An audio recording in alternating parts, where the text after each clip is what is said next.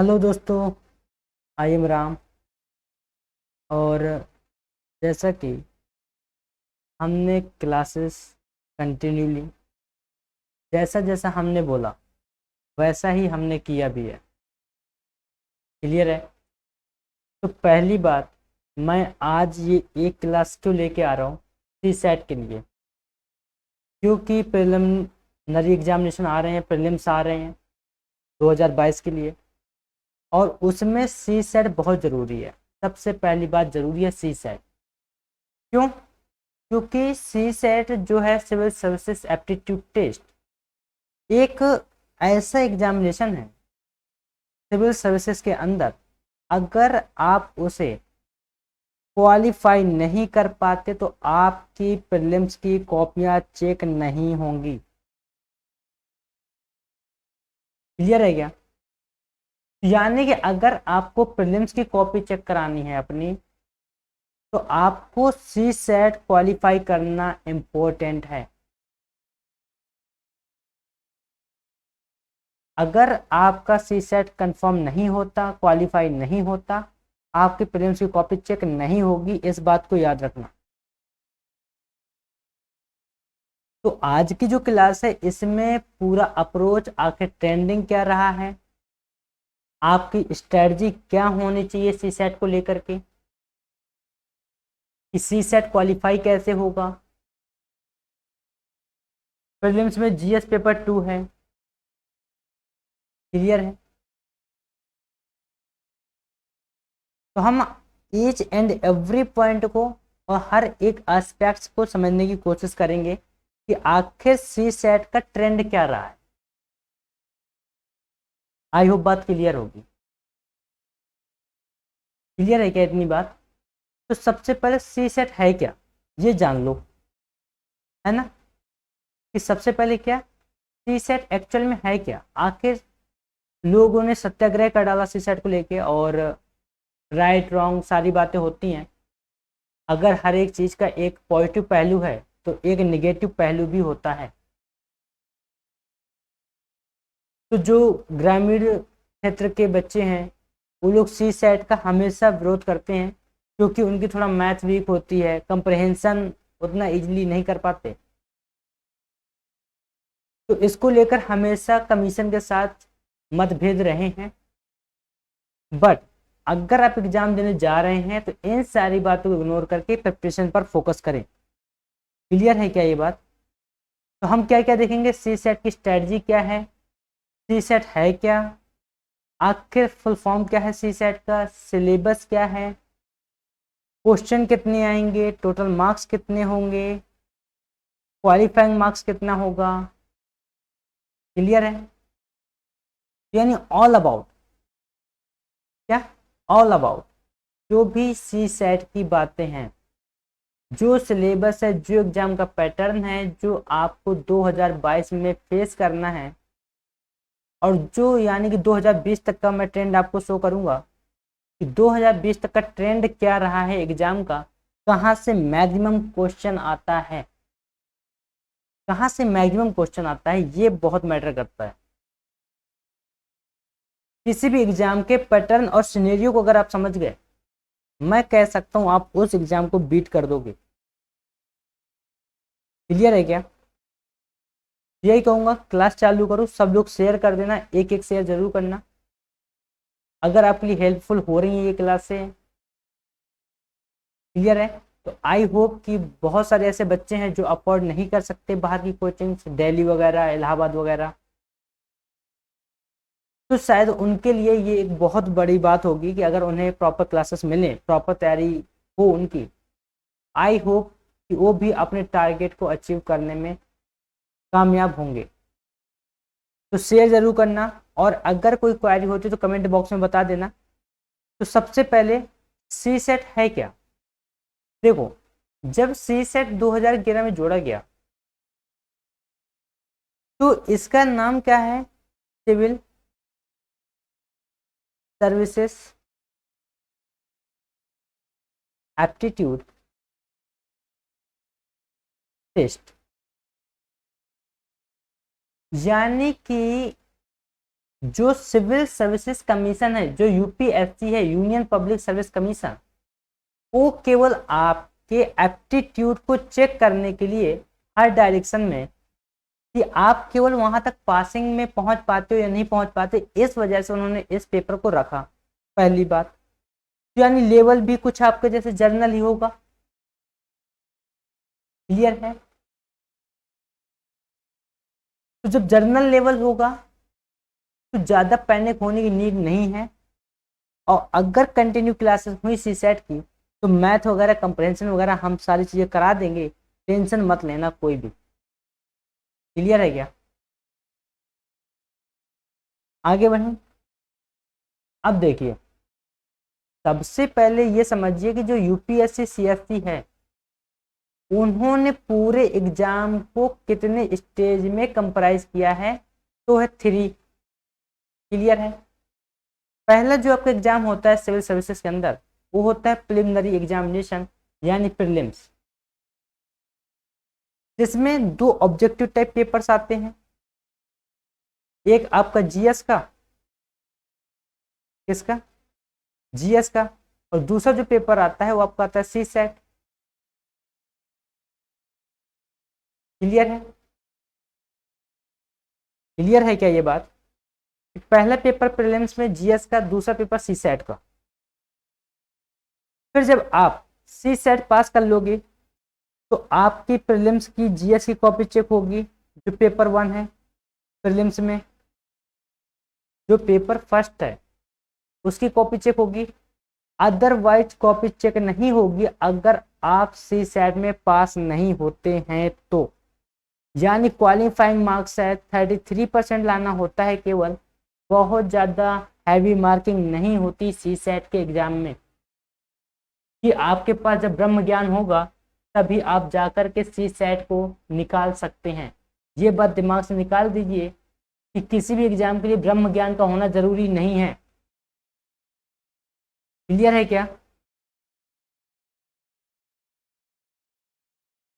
जब आपका प्रीलिम्स का जीएस का पेपर चेक होगा और वो पेपर क्वालिफाइंग होगा, या जो मेरिट जाएगी यहाँ से, जो कट ऑफ बनेगी, अगर आप कट ऑफ के अंदर आते हो तो आपको मेंस लिखने का मौका मिलेगा। और मेंस में 9 थ्योरी पेपर्स हैं आपके पास। कितने? 9। कैसे? जीएस के 4 पेपर आपके। क्लियर है? एसे का क्लियर है? आपके ऑप्शनल, और एक आपका नॉर्मल होता है इंग्लिश लैंग्वेज का, तो उसे ज़्यादा टेंशन में ना लें। क्लियर है क्या ये बात? आई होप बात क्लियर होगी। यानी 9 थ्योरी पेपर होंगे आपके जो आपको रिटन देने होंगे। कैसे? रिटन। क्लियर है? आई होप बात क्लियर होगी। तो जीएस के जो 4 पेपर हैं उन्हें GS1, GS2, GS3 and GS4 में डिवाइड किया गया है। क्लियर है? GS1, GS2, GS3, GS4। जो GS1 है आपका, वो आप जीएस मान लो, यानी जनरल मान लो, इसमें हिस्ट्री भी आ जाएगी आपकी, ज्योग्राफी भी आ जाएगी आपकी। बात समझ में आ रही है? एनवायरमेंटल भी आपका इसी में आ जाता है। लेकिन जो GS2 है वो पॉलिटी और इंटरनेशनल रिलेशन के लिए है, पॉलिटी एंड IR। इसी तरह से GS3 का क्राइटेरिया भी दिया गया है, जो कि आपका इकोनॉमिक्स वाला क्राइटेरिया आता है। किसका? इकोनॉमिक्स वाला। और भी बहुत सारे टॉपिक है, मैं केवल मेन आपको बता रहा हूँ आपको रेडी क्या करना होता है। ठीक है? फिर जो GS4 आता है उसमें आपका आता है एथिक्स का पेपर। किसका पेपर? एथिक्स, यानी कि नीति शास्त्र। क्या चीज? नीति शास्त्र। क्लियर है क्या ये बात? तो ये है GS4 तक की बातें। आई होप बात क्लियर होगी। इसी तरह से ऑप्शनल में 2 पेपर होते हैं, एक आपको ऑप्शनल फर्स्ट और एक आपको ऑप्शनल सेकेंड। तो आपके पास ऑप्शनल के लिए बहुत सारे ऑप्शन रहते हैं, आपको जो प्रेफर करे, आप जिसमें अच्छा कर सकते हो वो लीजिएगा। क्लियर है। अब अगर आप मेंस पास हो जाते हो तो फिर आपको आईएएस का इंटरव्यू फेस करना होगा, और इंटरव्यू के बाद बनती है फाइनल लिस्ट। क्या बनती है? Final list. अगर फाइनल लिस्ट में आपका नेम है तो you are future IAS, IPS, IFS, आप कुछ भी हो सकते हो अकॉर्डिंग टू मेरिट। आपकी मेरिट क्या आती है, आपकी रैंक क्या है, उसके बेसिस पर आपको कैडर मिलेगा। तो ये तो बात है पूरे यूपीएससी के जर्नी की, कि आप प्रीलिम्स से लेकर के ज्वाइनिंग तक कैसे चल के जाते हो, आपको कितना चलना है। क्लियर है। तो जीएस की क्लासेस मेरी आ ही रही हैं, इकोनॉमिक्स आ रही है, आ चुकी है क्लासेस, 2 क्लासेस हो चुकी हैं इकोनॉमिक्स की। Polity M Laxmikanth and concept based polity आ रही है। क्लियर है। ये 2 क्लासेस तो चल ही रही हैं, तो आप कवर कीजिए उन्हें। और साथ में एक बहुत इंपॉर्टेंट सिनेरियो मैटर करता है इस पूरी प्रिपरेशन के लिए, वो है करंट अफेयर का। किसका? करंट अफेयर्स का। तो ये ध्यान दीजिएगा, तो वीकली करंट अफेयर की क्लास भी हम ले रहे हैं, जिसमें जनवरी का कंप्लीट करंट अफेयर करा दिया गया है। तो मैं यही कह रहा हूं कि प्लेलिस्ट एक्सेस कर लीजिए, बाकी जिम्मेदारी मेरे पे छोड़ दीजिए। क्लियर है क्या? केवल आप प्लेलिस्ट एक्सेस कीजिए, पढ़ना चालू कीजिए, बाकी जिम्मेदारी जिसकी जहां पर है वहां छोड़ दीजिए, आप अपनी जिम्मेदारियां निभाइए। आई होप बात क्लियर होगी। तो हम इसके सिलेबस को इंग्लिश में समझेंगे, रीजन सुन लो कि जो सिलेबस इंग्लिश में आता है ना वही यूपीएससी मानता है। पहली बात, हिंदी वाला भी मानता है, लेकिन जब हिंदी में आप ट्रांसलेट करते हो तो थोड़ा सा वर्डिंग यहाँ वहाँ हो जाती है। बात समझ आ रही है? और फिर आप होते हो कंफ्यूज। क्या होते हो? कंफ्यूज हो जाते हो कि यार ये क्या है, ये क्या है, ये क्या है। आई होप बात क्लियर हो गई होगी। आगे बढ़ें। अब देखना, अब सी सेट का एग्जाम पैटर्न क्या है। क्या एग्जाम पैटर्न? तो CSAT all civil services aptitude test was introduced in 2011 to test candidates analytical skills. It is the second paper in the UPSC prelims. तो 2011 में जोड़ा गया इस पेपर को, और एनालिटिकल स्किल्स के लिए है, आपकी स्किल्स को चेक करने के लिए कि आप कितने डायमेंशन में सोच सकते हैं, कितने डायमेंशन में बातें कर सकते हैं, आपको कितने डायमेंशंस का नॉलेज है।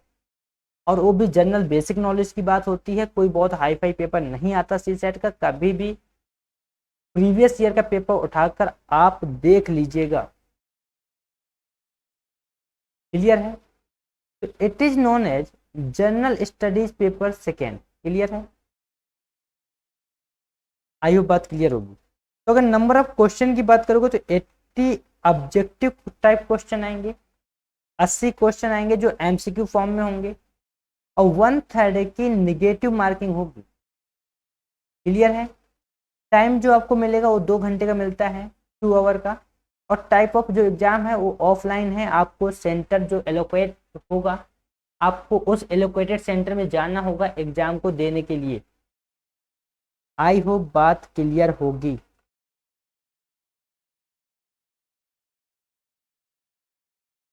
अगर हमारे पढ़ाने की स्पीड तेज है तो हमें कमेंट बॉक्स में ज़रूर बता देना कि सर धीमा पढ़ाइए, हम अपनी स्पीड धीमी कर देंगे। जब तक आप बोलेंगे नहीं, हमें पता नहीं चलेगा, और हमारी स्पीड हम अपनी मेंटेन करते रहेंगे तो कोई फ़ायदा नहीं है। समझ में आपको आना चाहिए, चीज़ें आपको समझनी है। क्लियर है। तो ये है पैटर्न कि 80 ऑब्जेक्टिव क्वेश्चन आने हैं, 1/3 की नेगेटिव मार्किंग होगी, 2 घंटे का टाइम मिलेगा, ऑफलाइन एग्जाम होता है। तो ये बात आपको पता होनी चाहिए सी सेट के पैटर्न के बारे में। अब देखिए, क्लियर है। जो 2021 की डेट थी, जो हो चुका है पेपर, 2022 का पेपर होने वाला है अब, ठीक है। तो लैंग्वेज जो सी सेट का होता है वो इंग्लिश हिंदी दोनों में होता है, और मैक्सिमम जो मार्क्स है वो कितना है, 200। लेकिन जो आपको लाने हैं केवल 66 नंबर लाने हैं, 66 मार्क्स। इस बात को दिमाग में बैठा लेना कि आपको 200 में से केवल 66 नंबर लाने हैं। कितने नंबर, 66 नंबर, यानी 33%। बस आपको ना 67 लाना है, ना आपको 68 लाना है।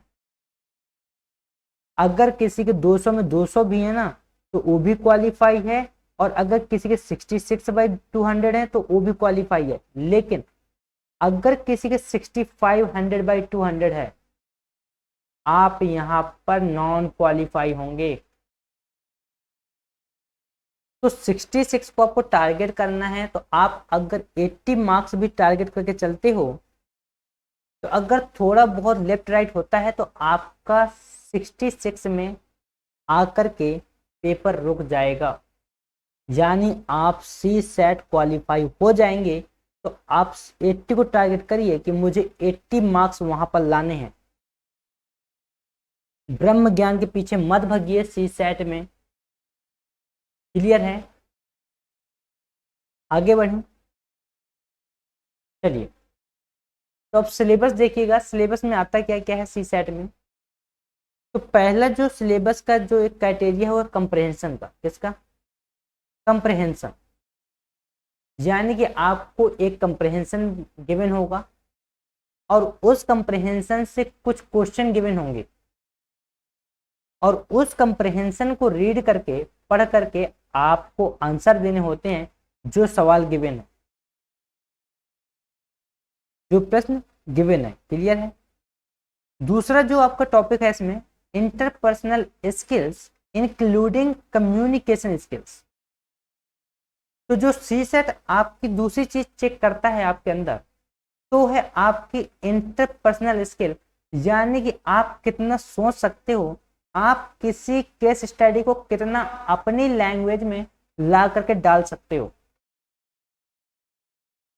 क्लियर है, आई होप बात क्लियर होगी।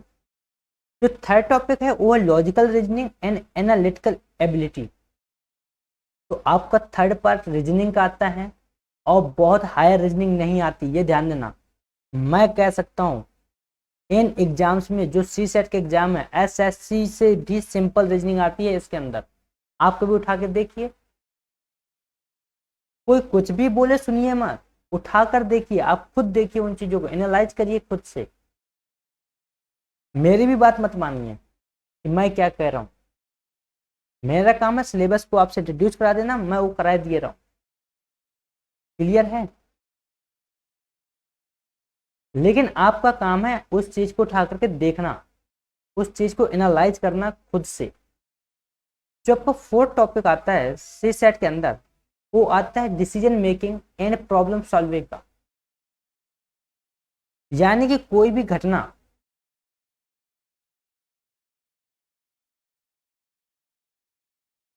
किसी भी घटना का जिक्र आपके सामने कर दिया जाएगा पेपर के अंदर, और अब आप वहां पर क्या डिसीजन लेंगे, आप उस प्रॉब्लम को कैसे सॉल्व करेंगे, इन सारी बातों को ध्यान में रख करके ये टॉपिक रखा गया कि आपके अंदर डिसीजन मेकिंग कितना ज्यादा है।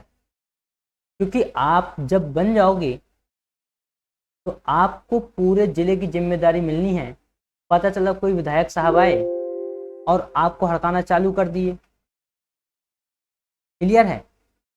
तो आपको क्या करना है, आप वहां पर कितना डिसीजन मेकिंग कर पाते हैं, आप अपने डिसीजन पर कितना अटल हैं, ये इंपॉर्टेंट है। तो ये बात चेक करने के लिए सी सेट ने अपने सिलेबस में इस बात को रखा। क्लियर है, इस टॉपिक को रखा गया है। तो आप सोच लीजिए केवल आपकी थॉट प्रोसेस चेक की जा रही है, आपको भी नहीं चेक करना चाह रहा हो।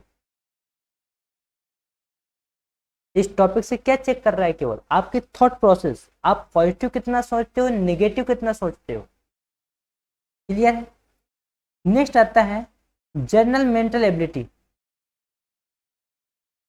तो ये भी एक रीजनिंग का पार्ट है, लेकिन थोड़ा सा टेक्निकल रीजनिंग हो जाती है। तो जब क्लासेस आएंगी, आज आपको सिलेबस की क्लास मिल रही है और कल से मेरी मैथ की क्लास आएगी सी सेट के लिए। और जो बाकी बेसिक एग्जाम की तैयारियां कर रहे हैं तो वो भी उन क्लासेस को प्रेफर कर सकते हैं। वो क्लासेस आपके लिए फायदेमंद होंगी, मैं ये कह सकता हूँ।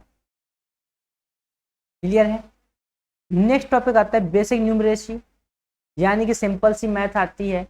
Numbers and their relations, orders of magnitude etcetera, ये सारे टॉपिक्स हैं। और 10th लेवल की मैथ है ये। किस लेवल की? 10th लेवल की। ये ध्यान देना, जिन्हें 10th लेवल की मैथ आती होगी वो पर्सन, वो स्टूडेंट कभी भी सी सेट में मैथ रॉन्ग करके नहीं आएगा। और अगर वो मैथ के 40 क्वेश्चन भी कराया, या जितने आते हैं, अभी मैं ट्रेंड बताऊंगा कितने क्वेश्चन आए हैं। तो 2020 में मैथ में 40 क्वेश्चन थे। तो सोच लीजिए कि 80 में से 50% रिजल्ट तो मैथ से ले गया। क्लियर है? क्लियर है क्या? 80 क्वेश्चन में से वो 40 क्वेश्चन तो मैथ से ले गया। थोड़े बहुत कहाँ से करेगा? अगर नहीं भी करेगा तो नहीं करेगा, क्यों? 33% ही तो चाहिए, और उसने सीधे 40-50% बना लिया। इस वजह से अगर आप 10th लेवल तक की मैथ रेडी कर लेते हो तो आपको सी सेट पास करने से कोई नहीं रोक सकता। और यार फिर कंप्रेंशन वगैरह थोड़ा बहुत तो कर ही आओगे, ऐसा तो है नहीं। क्लियर है? नेक्स्ट आता है डाटा इंटरप्रिटेशन, यानी चार्ट्स वगैरह, ग्राफ्स, टेबल्स, डाटा सफिशिएंसी और एक्सेट्रा, जो भी अदर टॉपिक होंगे, ये भी 10th लेवल के ही टॉपिक हैं। क्लियर है? जो आप पाई चार्ट वगैरह बनाते हो या आप कोई ग्राफ बना रहे हो, ये शायद 10th लेवल के ही टॉपिक हैं। आपको 10th लेवल तक की बेसिक न्यूमरेसी आनी चाहिए। सिलेबस मैं इसी वजह से इंग्लिश में लेके आया, क्योंकि इंग्लिश में थोड़ा सिलेबस क्लियर हो जाता है। फिर आप हिंदी मीडियम से हो, मैं हिंदी में ही पढ़ा रहा हूँ, बाई लैंग्वेज पढ़ाता हूँ, हिंदी इंग्लिश दोनों में कंटेंट मिलता है, तो प्रॉब्लम नहीं लेनी है, टेंशन नहीं लेनी है। क्लियर है? आगे बढ़े। अब देखो मार्किंग स्कीम कितनी है। तो आपके पास क्या है, 80 क्वेश्चन होंगे टोटल, 80 सवाल होंगे, 80 प्रश्न होंगे आपके सामने, और उन्हें 2 घंटे में आपको फिनिश करना है। क्या करना है? 2 घंटे में फिनिश करना है। और 2.5 मार्क्स का पर क्वेश्चन होगा, यानी 2.5 नंबर का क्वेश्चन। कितना? 2.5 मार्क्स का। क्लियर है? और नेगेटिव मार्किंग है, इस बात का ध्यान रखना। और जो नेगेटिव मार्किंग की गई है वो की गई है 1/3 की। क्लियर है क्या? कितने की? 1/3 की। यानी कि अगर आपका एक क्वेश्चन रॉन्ग हुआ तो 0.83 मार्क्स आपका कटेगा पर क्वेश्चन पर। 0.83 मार्क्स आपका कट होगा अगर आपके सवाल रॉन्ग जाते हैं, आपके प्रश्नों के जवाब रॉन्ग जाते हैं तब। क्लियर है क्या? So if a question is not attempted, that is the candidate leaves it blank on OMR sheet, no marks will be cut for that question। तो अगर आप कोई सवाल छोड़ आते हो तो आपके नंबर नहीं कटेंगे। तो ये हर एग्जाम में होता है और जनरल सी बात है, आपको पता होगी ये बात। जो बातें जानने लायक हैं वो 4 पॉइंट में मैंने बता दी आपको, कि आपको ये बातें याद रखनी है। सी सेट के लिए 80 क्वेश्चन मिलेंगे, 2 घंटे का टाइम होगा, 2 घंटे का, और 2.5 मार्क्स का एक क्वेश्चन होगा। अगर आप एक गलत करते हो तो 0.83 मार्क्स आपका राइट वाला भी कटेगा। क्लियर है क्या? अब देखो आखिर सी सेट में एग्जाम का पैटर्न क्या रहा है, ट्रेंड क्या रहा है, इस बात को समझना कि कहां से कितने क्वेश्चन आए हैं। आप क्या स्किप कर सकते हैं, क्या स्किप नहीं कर सकते, ठीक है। तो अगर आप 2011 में देखेंगे तो यहाँ पे मैथ आई है, क्लियर है क्या। मैथ एंड बेसिक न्यूमरेसी में आपको 11 क्वेश्चन मिले थे। कितने क्वेश्चन, 11 क्वेश्चन मिले 2011 में। ट्रेंड देखिएगा, क्लियर है। और लॉजिकल एनालिटिकल रीजनिंग से कितने मिले, 17 क्वेश्चन आए थे। रीडिंग कंप्रहेंशन से 39 क्वेश्चन आए थे। डिसीजन मेकिंग से 8 क्वेश्चन आए थे। डाटा इंटरप्रिटेशन से 5 क्वेश्चन आए थे, क्लियर है। 2011 की बात है। 2012 में देखिए मैथ में 3 ही क्वेश्चन मिले, यानी सीधे 8 क्वेश्चन का डिक्लाइन हुआ, क्लियर है क्या। लॉजिकल और एनालिटिकल से कितना आया, 28 क्वेश्चन आया था, यानी आप देख रहे हो कितना ज्यादा गैप क्रिएट हो गया। सीधे 11 क्वेश्चन बढ़ाए उन्होंने 2011 के बाद 2012 में। और रीडिंग कंप्रहेंशन में 40 क्वेश्चन दिए, क्लियर है। और डिसीजन मेकिंग के 9 क्वेश्चन आए और डाटा इंटरप्रिटेशन से एक भी क्वेश्चन नहीं आया 2012 के अंदर। यानी मैथ में ट्रेंड पहले गिरा, डाटा एनालिटिकल में उठा, रीडिंग कंप्रहेंशन में उठा, क्लियर है। क्लियर है या नहीं है, आई होप बात क्लियर होगी।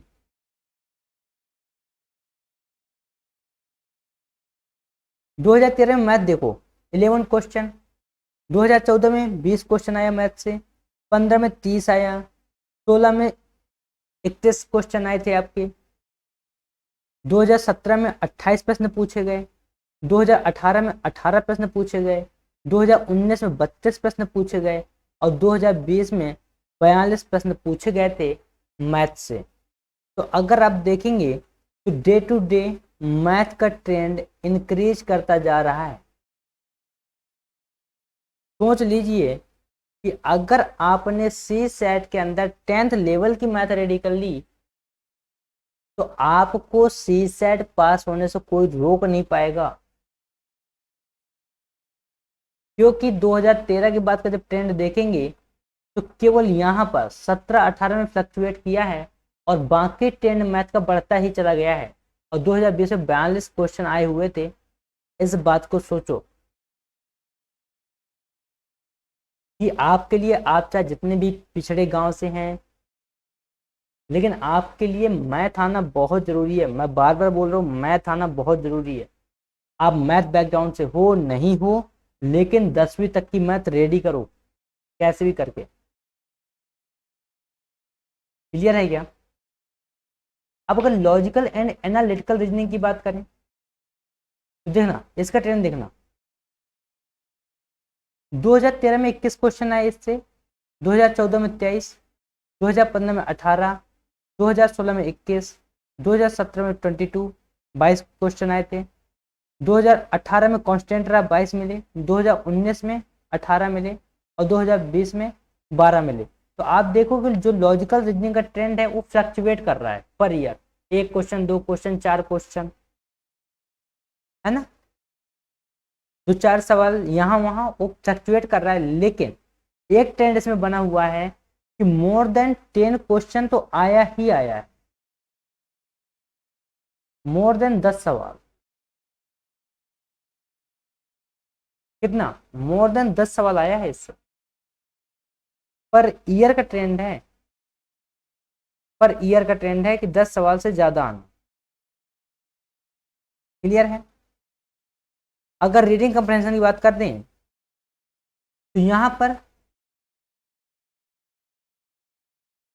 पर कितने क्वेश्चन आए पर ईयर, 2013 में 33 क्वेश्चन आए थे, 2014 में 31 क्वेश्चन यहां से आए, 2015 में 30 क्वेश्चन मिले देखने को, 2016 में 28 ही, ठीक है 28 मिले, 2017 में 30 क्वेश्चन और 2018 में 26 क्वेश्चन और 2019 में 30 और 2020 में 26।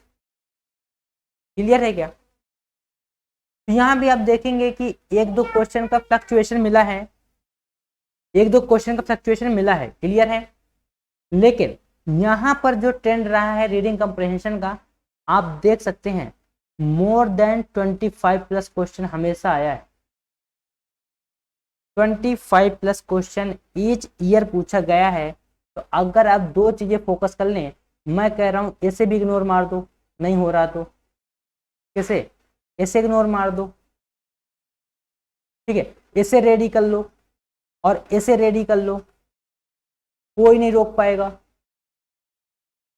बात समझ आई? कोई रोक ही नहीं सकता यार आपका सी सेट, मैं गारंटी ले रहा हूं कोई नहीं रोक पाएगा आपका सी सेट।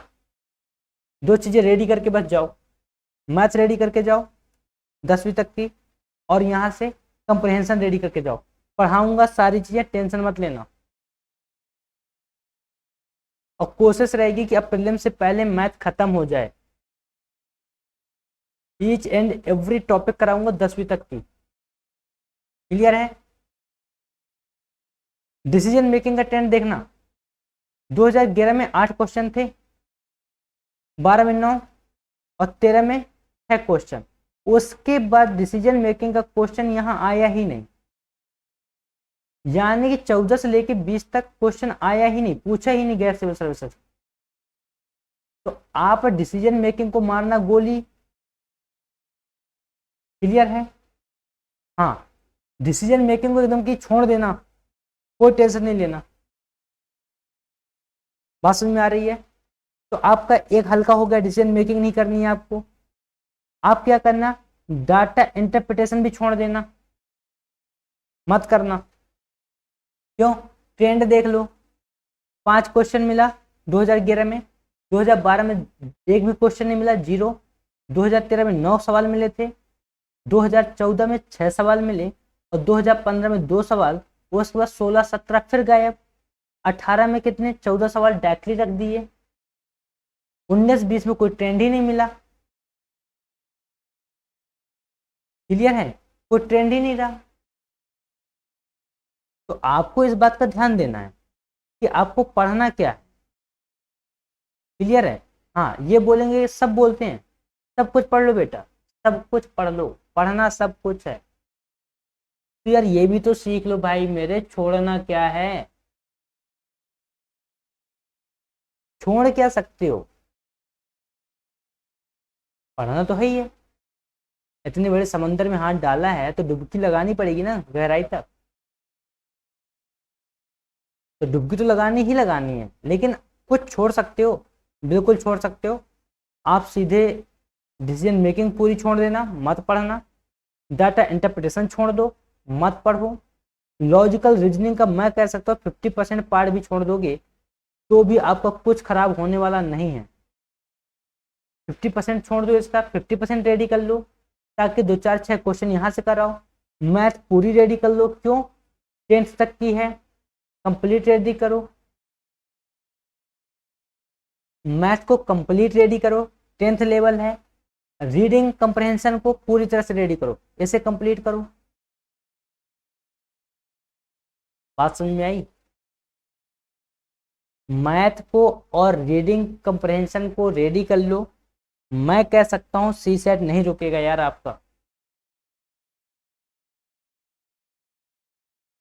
मैं दोनों चीजें करा पाऊंगा नहीं करा पाऊंगा इस बात की गारंटी नहीं दे रहा, लेकिन कोशिश है कि आपकी मैथ करा दी जाए, क्लियर है। सी सेट के लिए मैथ करा दें, ये मेरी कोशिश है और कोशिश रहेगी। और आज मैथ की पहली क्लास आएगी आपके सामने, इंट्रो होगा, बेसिक होगा, आपके एक माइंडसेट होगा क्या क्या पढ़ना है, खत्म बात।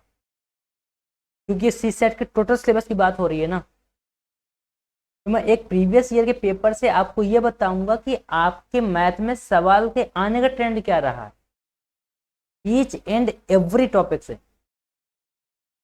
क्लियर है।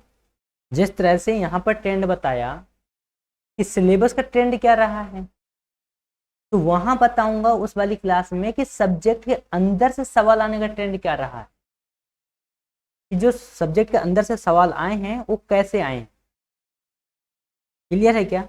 जो प्रश्न पूछे जा रहे हैं वो कैसे प्रश्न पूछे जा रहे हैं और आपको कितना सोचना है। आई होप बात क्लियर होगी। आगे बढ़े, चलो ये देख सकते हो ये ग्राफ है, तो वही बातें जो बताई हैं मैंने अभी तक, सारी बातें वही है कि 11 से लेकर के 20 तक क्या ट्रेंड रहा है हर एक चीज़ का, तो उसी चीज़ का एक ग्राफ है। आप स्क्रीनशॉट ले लीजिए और स्क्रीनशॉट से देख सकते हैं, कोई दिक्कत नहीं होगी, कोई प्रॉब्लम नहीं होगी। आगे बढ़ें, चलो तो ये था पूरा सिलेबस आपका ओवरऑल सी सेट। क्या ओवरऑल सी सेट था ये आपका।